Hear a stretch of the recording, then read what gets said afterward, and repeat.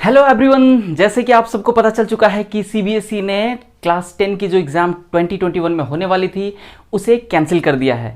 और ये कहते हुए कैंसिल किया है कि इसके रिजल्ट जो है ऑब्जेक्टिव क्राइटेरियाज को फॉलो करते हुए दिए जाएंगे।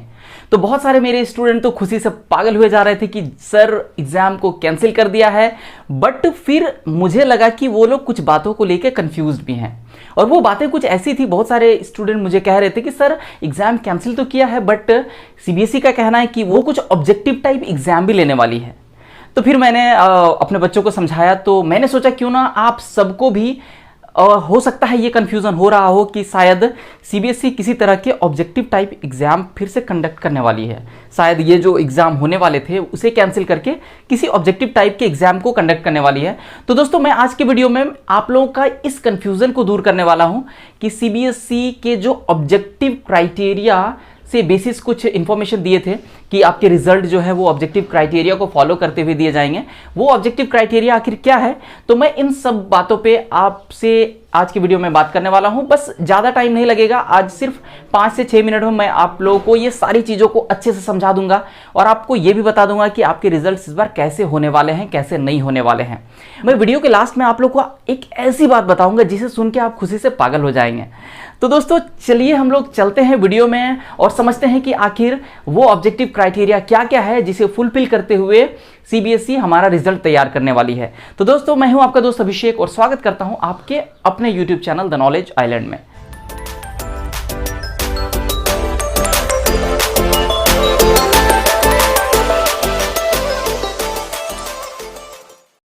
तो दोस्तों, वो ऑब्जेक्टिव क्राइटेरिया जिसे सीबीएसई इस बार फॉलो करने वाली है आपका रिजल्ट बनाने के लिए, आपके मार्कशीट को तैयार करने के लिए, वो कुछ इंफॉर्मेशंस को लेके तैयार करने वाली है।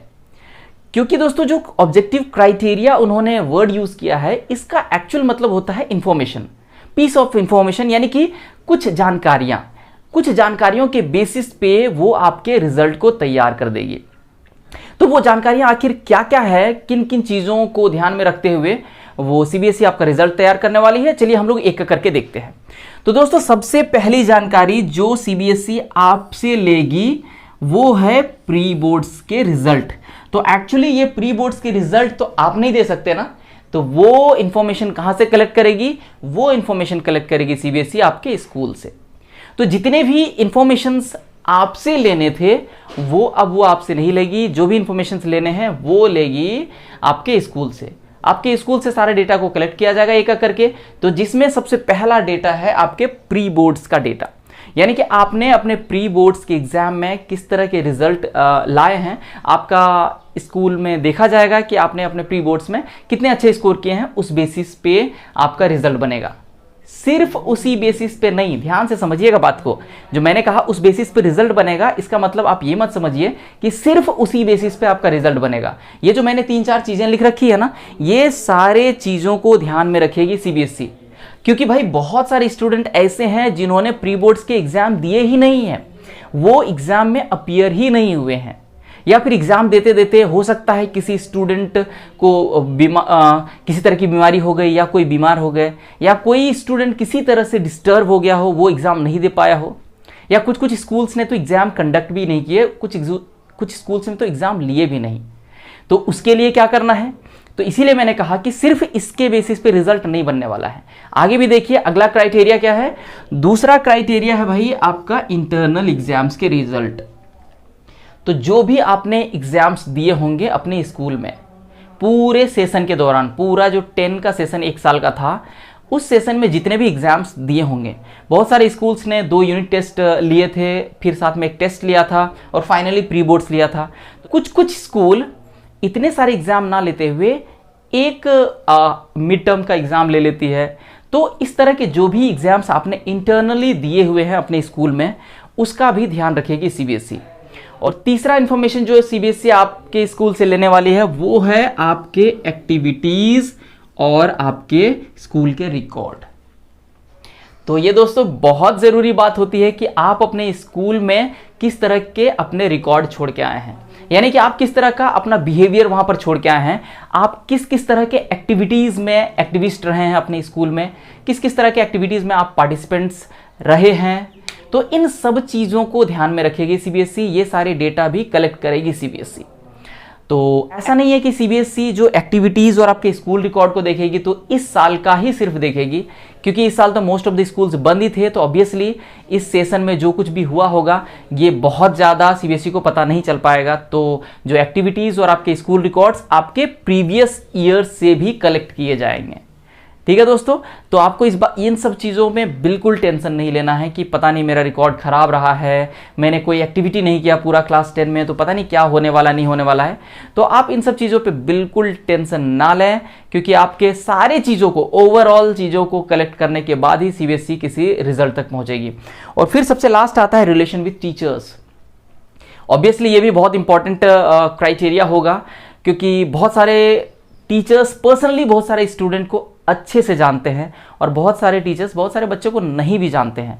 हालांकि वो पूरे साल बच्चों को पढ़ाए होते हैं, लेकिन फिर भी बहुत सारे बच्चे इतने दब्बू किस्म के इंसान होते हैं। हो सकता है आप में से बहुत सारे ऐसे रहे हों जो कि बहुत ज़्यादा टीचर्स से मतलब नहीं रखते हैं, बहुत ज़्यादा क्लास में स्टूडेंट से मतलब नहीं रखते हैं और अपने चुपचाप बस स्कूल जाते हैं फिर आ जाते हैं।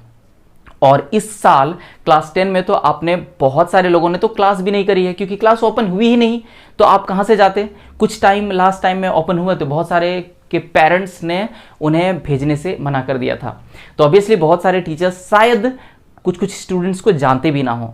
तो वैसे स्टूडेंट्स का कैसा रिलेशन है टीचर्स के साथ, ये चीज़ों को भी ध्यान में रखा जाएगा।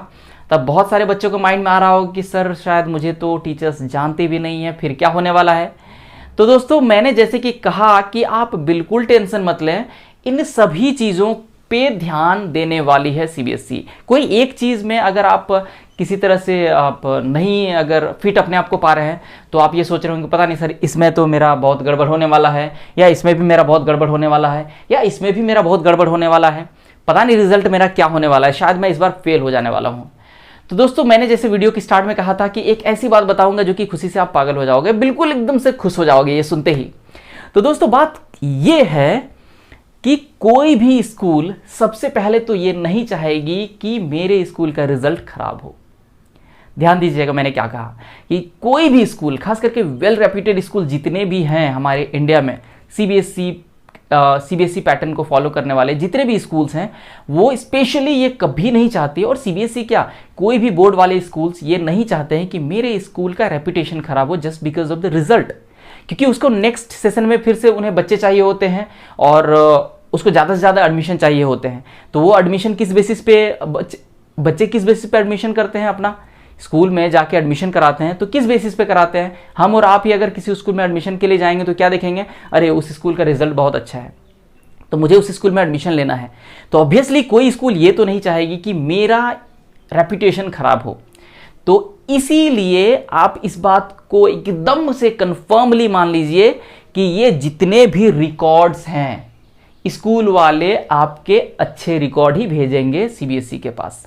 कभी भी आपका कैसा भी टीचर्स के साथ बिहेवियर हो, आपका कैसे भी एक्टिविटीज रहे हो, कैसा भी स्कूल में रिकॉर्ड रहा हो, लेकिन वो रिकॉर्ड आपके अच्छे ही जाएंगे सीबीएसई तक। बेफिक्र रहिए इन सब चीज़ों पे। तो रिजल्ट ओवरऑल मैं कहूँगा कि आपके रिजल्ट जितना आपने एक्सपेक्टेशंस रखा था उससे बहुत अच्छे होने वाले हैं। डेफिनेटली इस बार रिजल्ट आपका ज़बरदस्त होने वाला है, और यकीन नहीं तो ये वीडियोस यूट्यूब पे होंगे ही। आप अगर अभी देख रहे हैं तो फिर आपको पता चल गया होगा कि मैं क्या कह रहा हूँ, और रिजल्ट आने के बाद आप मुझे कमेंट सेक्शन पे ज़रूर बताइएगा कि आखिर मेरी बातें कितनी सही हुई, कितनी गलत हुई। तो दोस्तों होप आपको समझ में आया होगा कि इस बार जो सीबीएसई है आपके रिजल्ट को किस किस चीज़ों को ध्यान में रखते हुए देगी।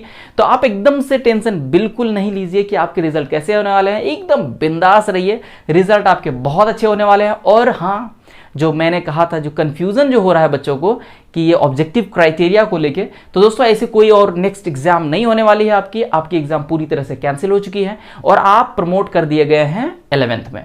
जितने भी स्टूडेंट्स हैं सब के सब 100% स्टूडेंट 11th में प्रमोटेड हैं। अब कोई भी एग्जाम सीबीएसई कंडक्ट नहीं करने वाली है, जो भी रिजल्ट्स आपके आने वाले हैं वो इसी बेसिस पे आने वाले हैं।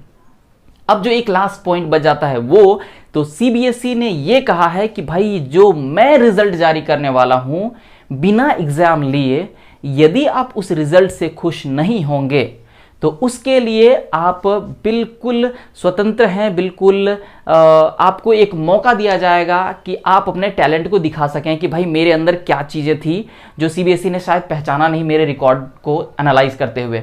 तो वो सीबीएसई आपको कह रही है कि मैं आपसे एक एग्ज़ाम ले लूँगा, यानी कि आप हमारे रिजल्ट से अगर खुश नहीं हैं तो रिजल्ट के बाद आप एक अप्लाई कीजिएगा, सीबीएसई को बताइएगा कि भाई मैं आपके रिजल्ट से बिल्कुल खुश नहीं हूं। तो सीबीएसई उन सारे स्टूडेंट्स के लिए एक अलग से एग्जाम कंडक्ट करेगी आफ्टर योर रिजल्ट। वो रिजल्ट के बाद सीबीएसई आपके एग्जाम लेगी और फिर उसके रिजल्ट के बेसिस पे आपके फाइनल मार्कशीट बनेंगे। और उस समय एग्जाम देने के बाद आप ऐसा मत सोचिए कि आपके इन क्राइटेरियाज को देखे जाएंगे, बिल्कुल नहीं। ये क्राइटेरिया फिर आपके लिए कोई मायने नहीं रखेगा। उस समय जो आपका रिजल्ट बनेगा सिर्फ इस एग्जाम के बेसिस पे बनेगा। और जो एग्जाम नहीं देना चाहेंगे, जो इस रिजल्ट से खुश होंगे, तो फिर उनकी तो कोई बात ही नहीं है। तो मैं तो आपको सजेस्ट करूंगा कि भाई अगर 2-4-10% आगे पीछे होता है तो कोई टेंशन वाली बात नहीं है। बेकार से एग्जाम देने के लफड़े में ना पड़ना, आप अपने रिजल्ट से खुश रहना। क्योंकि कहीं से मैंने सुना है और होप आप लोगों ने भी सुना होगा कि a piece of paper can not decide your future. बिल्कुल आपका एक रिजल्ट आपका फ्यूचर डिसाइड नहीं करता है। सो बिल्कुल टेंशन ना लें। बोर्ड का आपका रिजल्ट सिर्फ आपको एक अच्छे कॉलेज दिला सकता है, एक अच्छे स्कूल दिला सकता है एडमिशन के लिए। बाकी आपका करियर बनाना है तो आपको नेक्स्ट के एग्जाम्स में, +2 के एग्जाम्स में या फिर कॉलेज के ग्रेजुएशन के एग्जाम में आपको फोकस करना चाहिए। 10 के एग्जाम उतने ज़्यादा मायने नहीं रखते हैं, सिर्फ आपको एक अच्छे कॉलेज में एडमिशन दिलाने से ज़्यादा। सो दोस्तों बिल्कुल आप टेंशन मत लीजिए, आपके रिजल्ट अच्छे होने वाले हैं। तो इन्हीं शब्दों के साथ ये वीडियो आज मैं एंड करता हूं। मैं उम्मीद करता हूं कि आपके दिमाग में जो भी कंफ्यूजन्स रहे होंगे ये ऑब्जेक्टिव क्राइटेरिया को लेकर, वो एकदम से क्लियर हो गए होंगे। यदि आपको एकदम से ये चीज़ें क्लियर हो गई है तो ये वीडियो अपने दोस्तों के साथ भी शेयर कीजिए ताकि उनके भी कंफ्यूजन एकदम से क्लियर हो जाए। तो मैं बहुत जल्द मिलूंगा आप लोग से एक नई वीडियो में ऐसे ही इन्फॉर्मेशन के साथ। आज की वीडियो में हमारे साथ बने रहने के लिए बहुत बहुत धन्यवाद।